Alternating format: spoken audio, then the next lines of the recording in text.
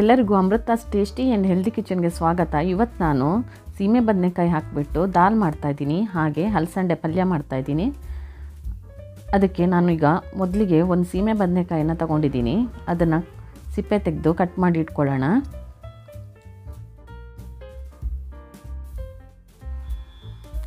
ಇದು ಪೂರ್ತಿ ಸಿಪ್ಪೆ ಎಲ್ಲ ತೆಗೆದ ಮೇಲೆ ಇದನ್ನು ಸೆಂಟ್ರಿಗೆ ಕಟ್ ಮಾಡಿ ಮಧ್ಯದಲ್ಲಿ ಬೀಜ ಇದ್ದರೆ ಅದನ್ನು ತೆಗೆದುಕೊಳ್ಳಿ. ನಂತರ ಇದನ್ನು ಚಿಕ್ಕ ಚಿಕ್ಕದಾಗಿ ಕಟ್ ಮಾಡಿ ಇಟ್ಕೋಬೇಕು.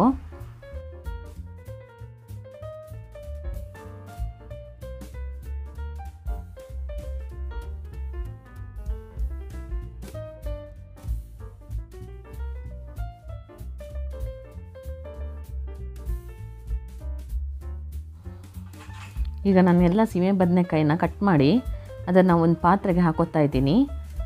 ಹಾಕ್ಕೊಂಡು ಇದನ್ನು ಚೆನ್ನಾಗಿ ಒಂದು ಸಲ ತೊಳ್ಕೊಳ್ಳಿ.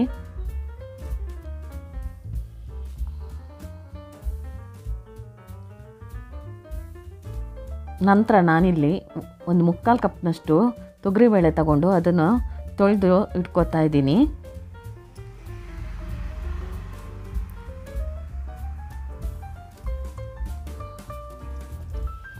ಈಗ ಇದಕ್ಕೆ ಬೇಯೋದಕ್ಕೆ ಒಂದು 3 ಹಸಿಮೆಣಸನ್ನು ಕಟ್ ಮಾಡಿ ಹಾಕ್ಕೋಬೇಕು. ಅದಕ್ಕೆ ಕಟ್ ಮಾಡಿ ಇಟ್ಕೊಳ್ಳಿ.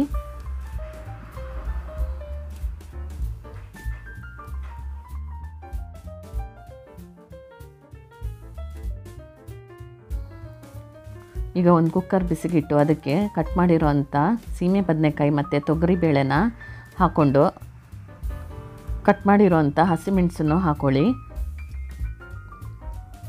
ಈಗ 1.5 ಕಪ್ನಷ್ಟು ನೀರು ಹಾಕ್ಕೊಂಡು ಇದಕ್ಕೆ ಒಂದು ಅರ್ಧ ಟೀ ಸ್ಪೂನ್ನಷ್ಟು ಅರಿಶಿಣ ಪೌಡರ್ ಹಾಕ್ಕೊಳ್ಳಿ.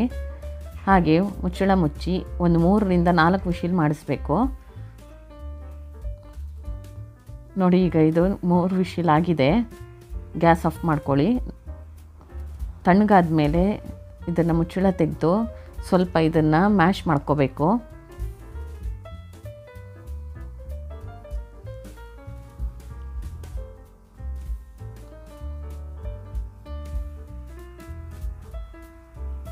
ನಾನಿಲ್ಲಿ ಮಣ್ಣಿನ ಪಾತ್ರೆಯಲ್ಲಿ ಮಾಡ್ತಾಯಿದ್ದೀನಿ. ಇದಕ್ಕೆ ಒಂದು 2 ಟೀ ಸ್ಪೂನ್ನಷ್ಟು ತುಪ್ಪ ಹಾಕ್ಕೊಳ್ಳಿ. ಹಾಗೆ 2 ಟೀ ಸ್ಪೂನ್ನಷ್ಟು ಆಯಿಲ್ ಹಾಕ್ಕೊಳ್ಳಿ. ಎಣ್ಣೆ ಬಿಸಿ ಆದಮೇಲೆ ಇದಕ್ಕೆ ಒಂದು ಅರ್ಧ ಟೀ ಸ್ಪೂನ್ನಷ್ಟು ಸಾಸಿವೆ ಹಾಗೆ ಅರ್ಧ ಟೀ ಸ್ಪೂನ್ನಷ್ಟು ಜೀರಿಗೆ ಹಾಕ್ಕೊಳ್ಳಿ.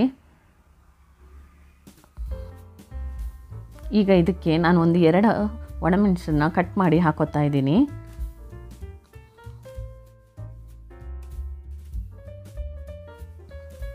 ಈಗ ಇದಕ್ಕೆ ಒಂದು ಚಿಟಿಕೆಯಷ್ಟು ಹಿಂಗೆ ಹಾಕ್ಕೊಳ್ಳಿ.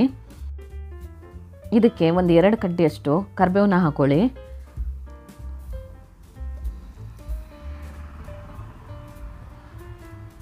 ನಾನಿಲ್ಲಿ 1 ಇಂಚಷ್ಟು ಶುಂಠಿನ ಕಟ್ ಮಾಡಿ ಇಟ್ಕೊತಿದ್ದೀನಿ. ಹಾಗೆ ಒಂದು 3ರಿಂದ 4 ಬೆಳ್ಳುಳ್ಳಿನ ಕಟ್ ಮಾಡಿ ಸೇರಿಸ್ಕೊಳ್ಳಿ. ನಾನೊಂದು 2 ಹಸಿಮೆಣಸನ್ನು ಕಟ್ ಮಾಡಿ ಹಾಕೋತಾ ಇದ್ದೀನಿ. ಇದನ್ನು ಒಂದು 2 ನಿಮಿಷ ಚೆನ್ನಾಗಿ ಹುರ್ಕೋಬೇಕು. ನಂತರ ಇದಕ್ಕೆ 1 ಈರುಳ್ಳಿನ ಕಟ್ ಮಾಡಿ ಹಾಕ್ಕೊಳ್ಳಿ. ಇದನ್ನು ಒಂದು 2 ನಿಮಿಷ ಚೆನ್ನಾಗಿ ಹುರ್ಕೊಳ್ಳಿ. ಈರುಳ್ಳಿ ಬಣ್ಣ ಸ್ವಲ್ಪ ಚೇಂಜ್ ಆದಮೇಲೆ ಇದಕ್ಕೆ 1 ಕಟ್ ಮಾಡಿರೋ ಟೊಮೊಟೊನ ಹಾಕ್ಕೊಳ್ಳಿ. ಈಗ ಇದಕ್ಕೆ ರುಚಿಗೆ ತಕ್ಕಷ್ಟು ಉಪ್ಪು ಹಾಕ್ಕೊಳ್ಳೋಣ.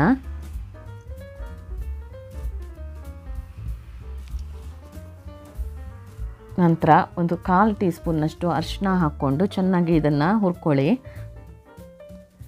ಟೊಮೊಟೊ ಸಾಫ್ಟ್ ಆಗೋವರೆಗೂ ಇದನ್ನು ಹುರ್ಕೋಬೇಕು. ನಂತರ ಇದಕ್ಕೆ ಬೇಯಿಸಿರುವಂಥ ತೊಗರಿಬೇಳೆ ಮತ್ತು ಸೀಮೆ ಬದನೆಕಾಯಿನ ಹಾಕ್ಕೊಳ್ಳಿ. ನಾನು ಅದೇ ಕುಕ್ಕರ್ಗೆ ಒಂದು ಅರ್ಧ ಗ್ಲಾಸ್ನಷ್ಟು ನೀರು ಹಾಕ್ಕೊಂಡು ಹಾಕೋತಾ ಇದ್ದೀನಿ. ಒಂದು ಸಲ ಚೆನ್ನಾಗಿ ಮಿಕ್ಸ್ ಮಾಡಿ ನಂತರ ಇದಕ್ಕೆ ಒಂದು ಅರ್ಧ ಲಿಂಬೆಹಣ್ಣನ್ನು ಹಿಂಡ್ಕೊಳ್ಳಿ. ಈಗ ಒಂದು ಮುಚ್ಚಳ ಮುಚ್ಚಿ ಒಂದು 5 ನಿಮಿಷ ಇದನ್ನು ಬೇಯೋದಕ್ಕೆ ಬಿಡಿ.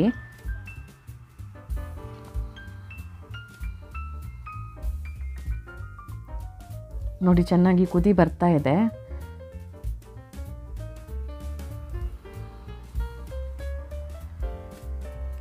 ಈಗ ಇದಕ್ಕೆ ಕಟ್ ಮಾಡಿರೋಂಥ ಕೊತ್ತಂಬರಿ ಸೊಪ್ಪನ್ನು ಸೇರಿಸ್ಕೊಳ್ಳಿ. ಒಂದು ಸಲ ಚೆನ್ನಾಗಿ ಮಿಕ್ಸ್ ಮಾಡಿ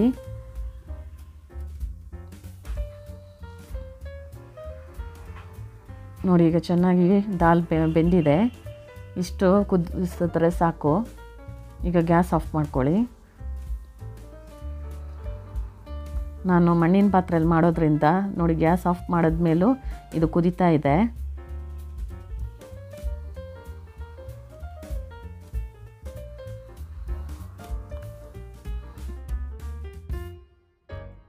ಮಾಡೋದಕ್ಕೆ ಕಡಾಯಿ ಬಿಸಿಗಿಟ್ಟು ಅದಕ್ಕೆ ಒಂದು 2 ಟೀ ಸ್ಪೂನಷ್ಟು ಆಯಿಲ್ ಹಾಕ್ಕೊಳ್ಳಿ. ಸ್ಪೂನಷ್ಟು ಸಾಸಿವೆ ಹಾಕ್ಕೊಳ್ಳಿ. ಹಾಗೆ 1 ಟೀ ಸ್ಪೂನಷ್ಟು ಉದ್ದಿನಬೇಳೆ ಹಾಕ್ಕೊಳ್ಳಿ. ಇದು ಸ್ವಲ್ಪ ಹುರಿದ ಮೇಲೆ ಇದಕ್ಕೆ ಒಂದು ಅರ್ಧ ಟೀ ಸ್ಪೂನಷ್ಟು ಜೀರಿಗೆ ಹಾಕ್ಕೊಂಡು ಚೆನ್ನಾಗಿ ಹುರ್ಕೊಳ್ಳಿ.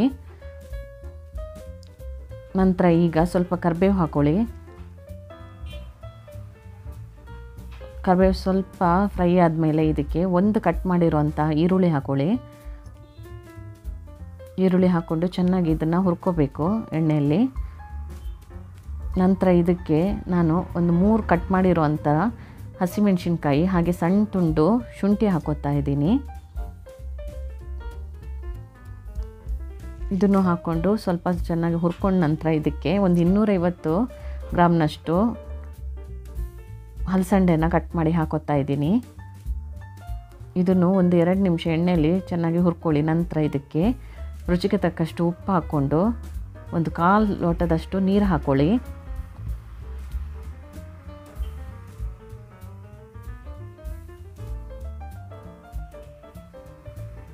ಒಂದು 1/4 ಲೋಟದಷ್ಟು ನೀರು ಹಾಕೋತಾ ಇದ್ದೀನಿ. ಈಗ ಒಂದು ತಟ್ಟೆ ಮುಚ್ಚಿ ಒಂದು 15 ನಿಮಿಷ ಇದನ್ನು ಮೀಡಿಯಮ್ ಹೀಟಲ್ಲಿ ಬೇಯೋದಕ್ಕೆ ಬಿಡಿ.